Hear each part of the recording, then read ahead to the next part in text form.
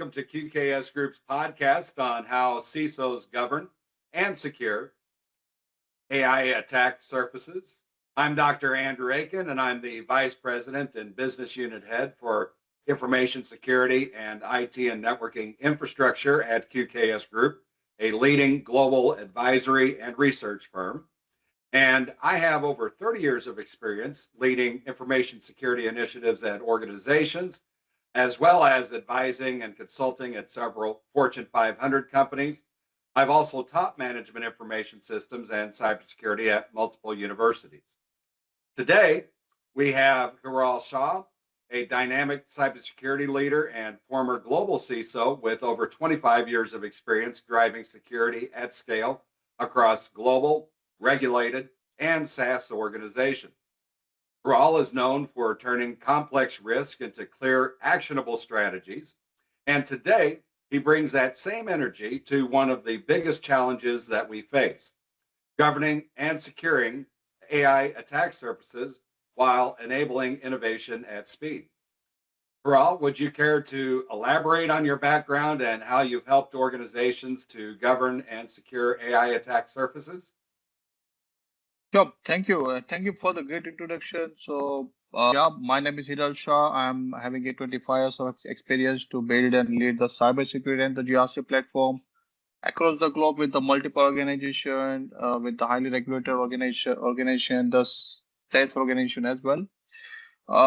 Including the global CISO, I have spent much more time in my career to helping the businesses to stay ahead as a attack software evolved from the cloud to now AI.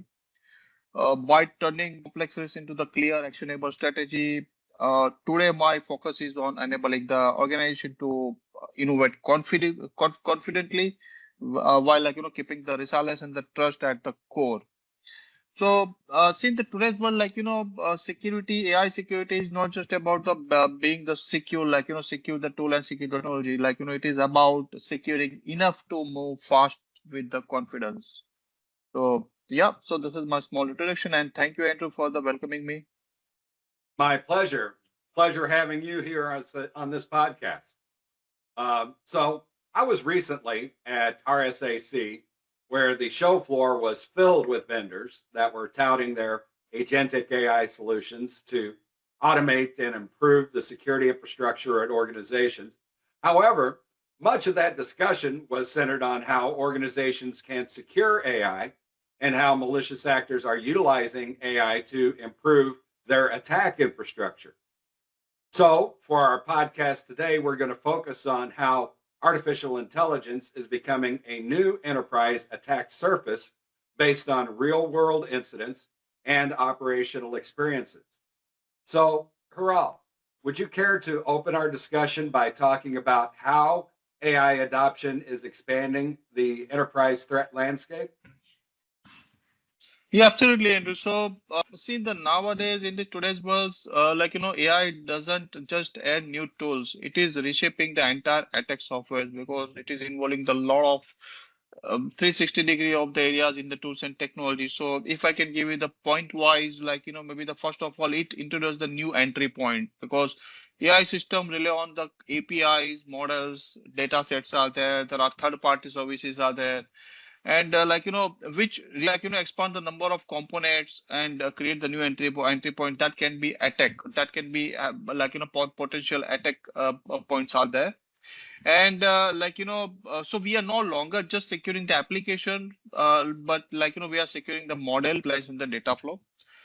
Second point, if I can say, the data become the primary target, but nowadays, for the AI, because in the initial era, the attackers was trying to compromise the systems, compromise the network, but nowadays the target is the data. So AI is only as good as the data. It is not so I can say threats like data poisoning, model manipulation, the sensitivity has become major risk today. So third point I can say, the third one is the AI enable the new style of attacks. What I say, it is the prompt injections are there, the model reversal or model inversions are there. The wrong inputs, I can say it is the oppositional inputs can be manipulate the entire AI behavior. And it is way traditional security control the current traditional security control cannot design to detect immediately. So this is the third point, and the fourth I can say, it is escalate the capabilities, because AI is having a very powerful scaling, and the speed is there. So threat actors are using AI to automate phishing. There general lot of defect consents and contexts are there. And the scale the attack faster and the more stronger than initially what it was doing currently. And finally, I can say, one more point, the governance gap in there in the AI. So many organizations are adopting AI too fast, but they forget to secure it. They forget to own it. They forget to create the responsibility on it. So this all these gaps, creating the blind spots in the ownership, accountability, and the risk management. So overall, if I can say, the AI expand the threat landscape, not just by adding the risk, but is making it more dynamic, data-driven, and harder to predict attack. Yeah, and certainly securing the data flow is absolutely critical. Can you give some examples of real world incidents and emerging risks that CISOs are observing? Yeah, so basically, what's happened, so as a CISO, what we see nowadays, the most common is is the mix of real incident and the fast emerging risk. So these are reshaping how how we think as a CISO, about the security.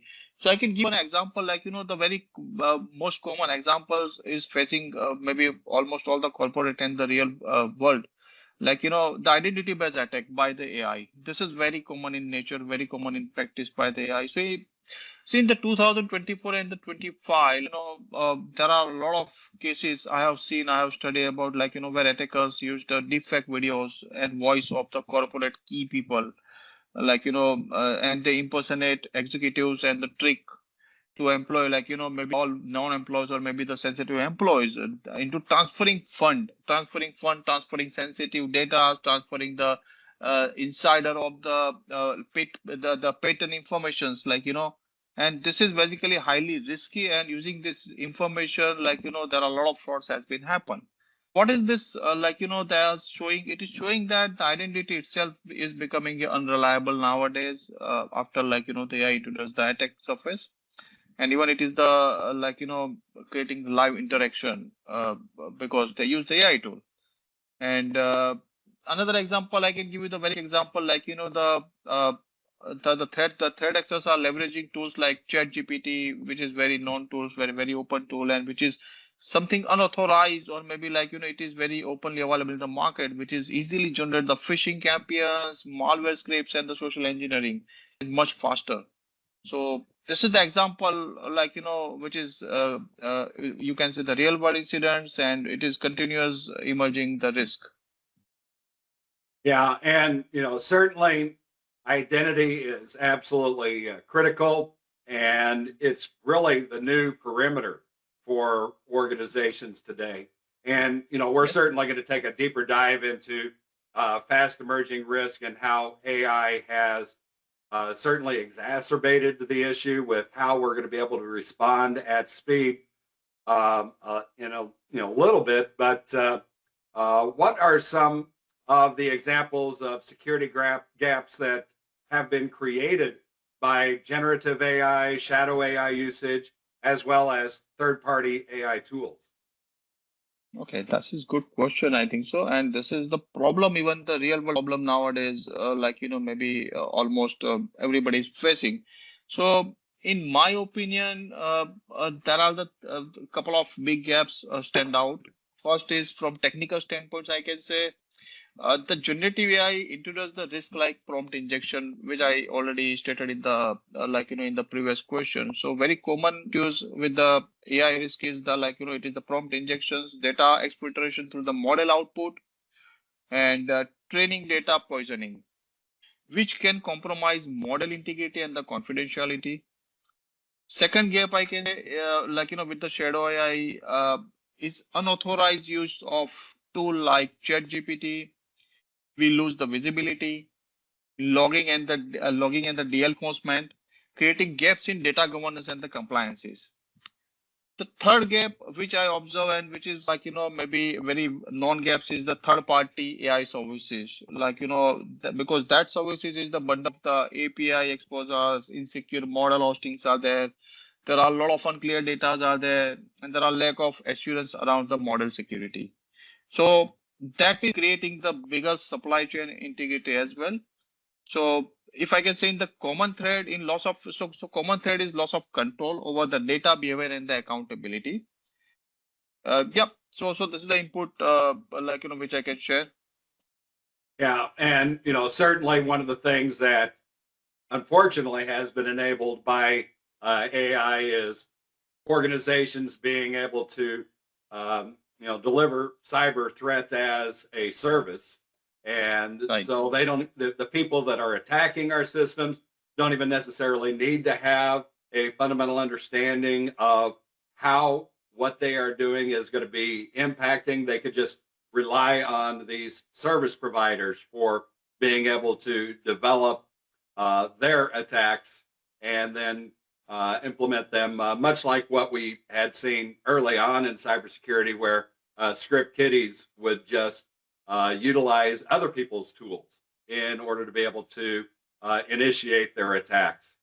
But what governance approaches for managing AI risk inside the enterprise have you utilized? See the governance perspective. There are maybe AI specific frameworks are available in the market nowadays. That is already proven, and most of the countries they have their own AI governance framework. But if I can say in common, from a government perspective, we focus generally on the integrated AI risk into the enterprise risk framework. There are the ISO 42001 framework, ISO 27001 framework. That is very non-framework, but yes. So rather than treating it separately, the AI risk and the AI framework, it's supposed to be integrated. It's supposed to be amended into the AI risk, the AI risk into the standard framework, enterprise standard framework. And that start with aligning to maybe it's supposed to be aligned with into the NIST NIST framework, which is very well known and famous in the US, and which is most of the companies they follow that. And another is the ISO framework, which is maybe known for the ISO based controls. And that is defining the clear ownership of the AI systems and establishing model inventory and the risk classification. So that is the one thing. Second, we implemented policy guardrail for the data usage, model access, and third-party AI, along with data risk assessment, which is covering the use cases, validations, data sensitivity, and the potential impact.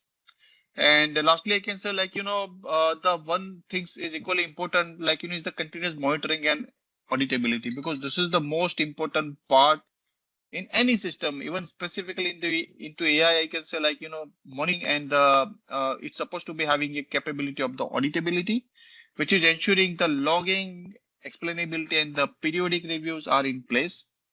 So finally, if I can say, we're supposed to be formalize the risk acceptance and the escalation mechanism. So high risk AI use cases are governed at the right level. Yeah, and certainly audibility is absolutely critical, and certainly, especially when it comes to GRC initiatives.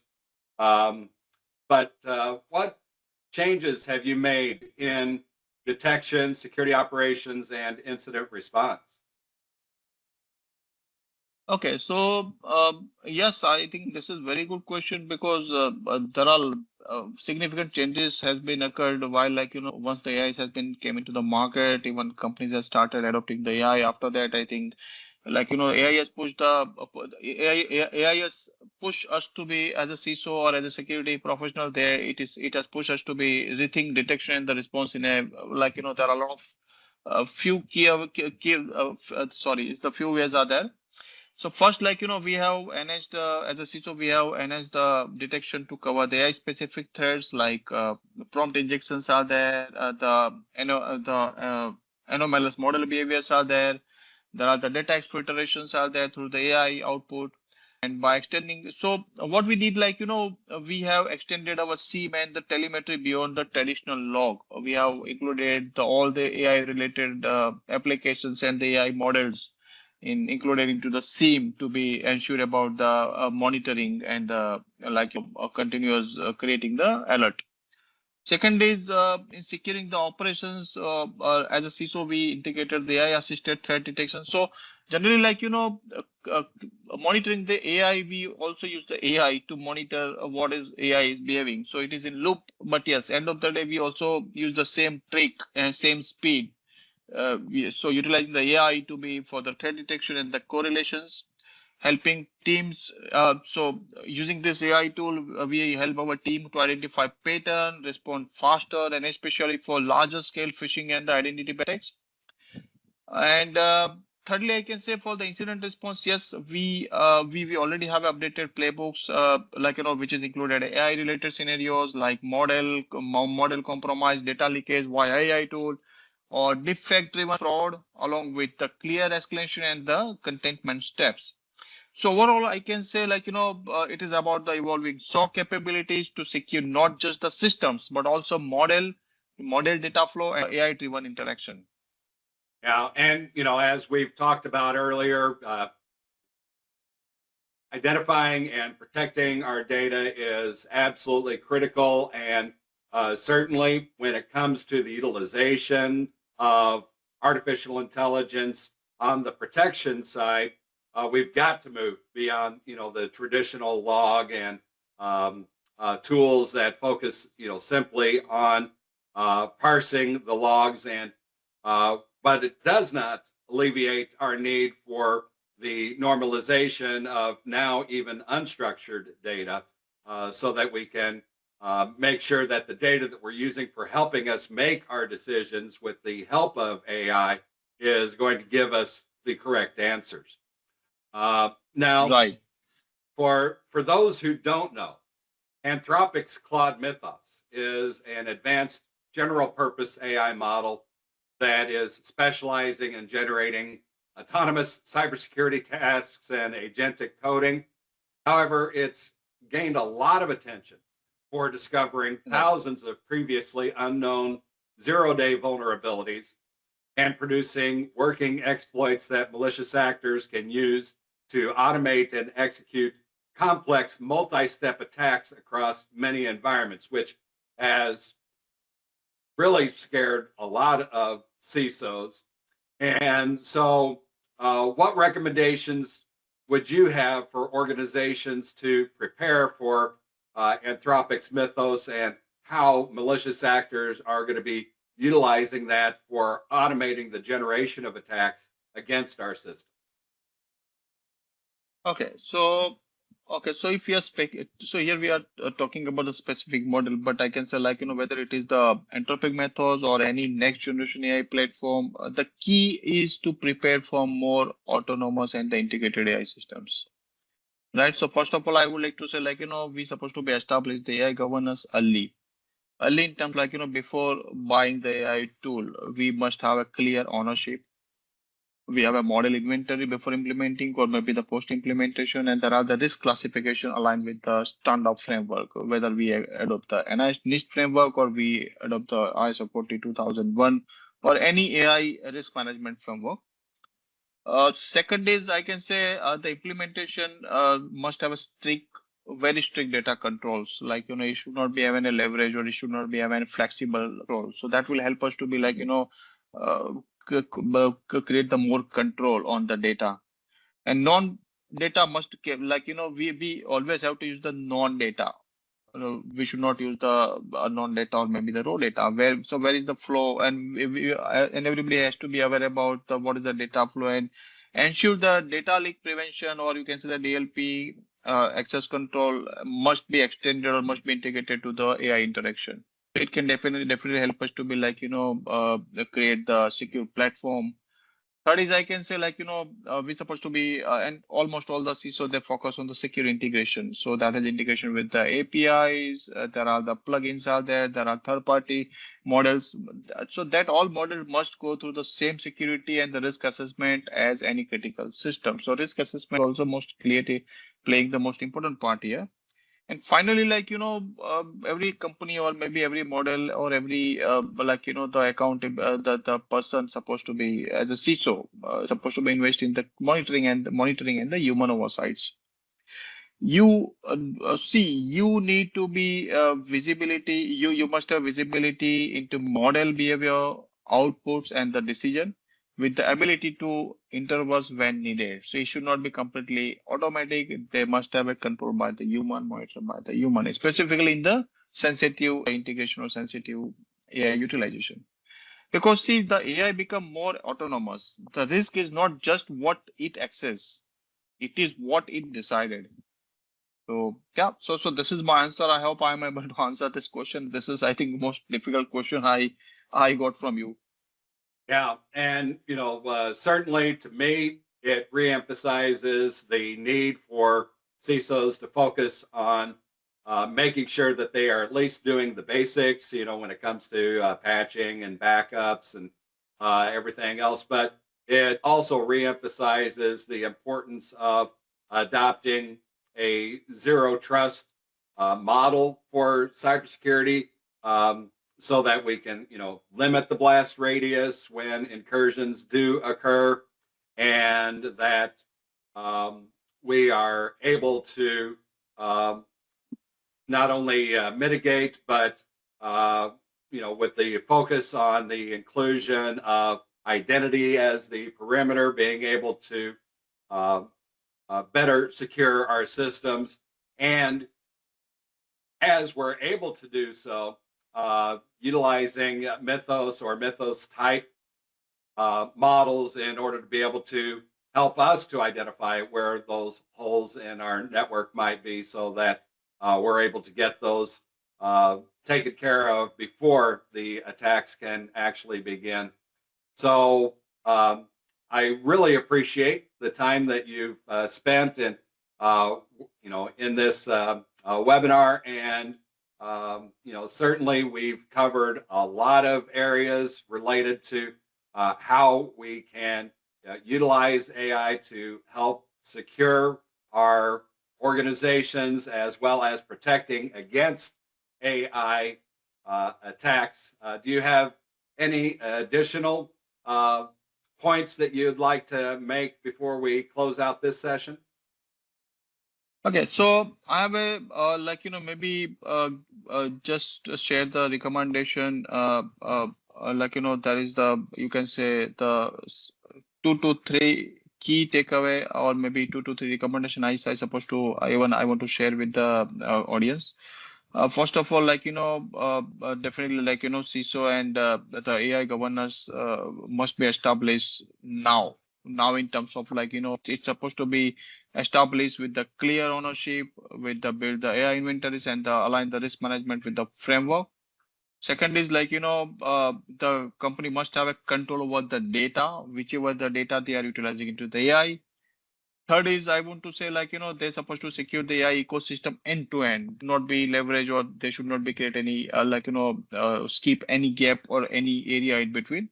And fourth is maybe always the detection and the response of the AI system should be deployed on the each and every AI system, and it should be having advancement of that as well. So definitely, it can give us a better it can definitely give you the better picture or better monitoring about the all the activities is happening on the AI.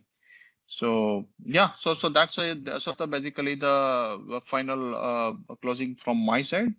So definitely, finally, company has to invest in the awareness and the accountability overall. What are the system they are adopting end of the day? All right.